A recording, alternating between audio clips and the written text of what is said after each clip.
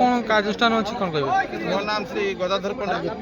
ଇଏ ଚାମୁତୁକୁଲା 32 ପୂଜା କମିଟିରେ ମୁଁ ଜଣେ ସକ୍ରିୟ ମେମ୍ବର, ତା ସହିତ ବ୍ରାହ୍ମଣ 50 ଜଣ ବ୍ରାହ୍ମଣଙ୍କୁ ନେଇ ଆମେ ପୂଜା ଆଜକୁ 4 ବର୍ଷ ଧରି କରି ଆସୁଛି।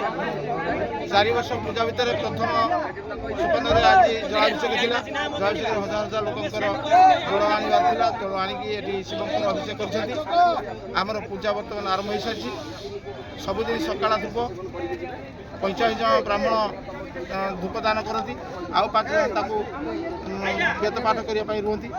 50 ଜଣ ବ୍ରାହ୍ମଣଙ୍କୁ ନେଇ ଏଠି ପୂଜା 7 ଦିନ କାଳ ହୁଏ। ଦ୍ୱିତୀୟରେ ହେଲା ପ୍ରତିଦିନ 12:30 ବେଳେ ଆମର ଅନ୍ନ ଲାଗେ ଠାକୁରଙ୍କ ପାଖରେ।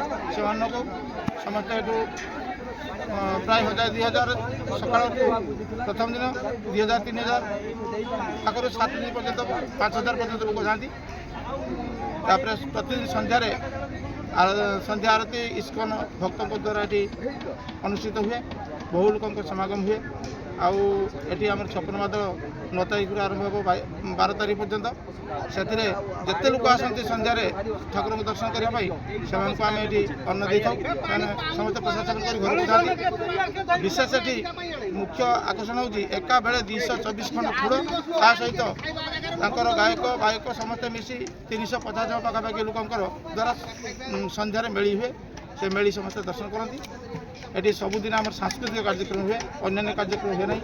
ଆଧ୍ୟାତ୍ମିକ ମାର୍ଗରେ ସବୁ କାର୍ଯ୍ୟକ୍ରମ ଏଠି ସମାପନ ହୁଏ। ମେଳା ଏଠି 12 ଦିନ ମେଳା ବସେ। ତାପରେ ଏଠି ଅନୁଷ୍ଠାନର କାର୍ଯ୍ୟକ୍ରମ ଶେଷ ହୁଏ।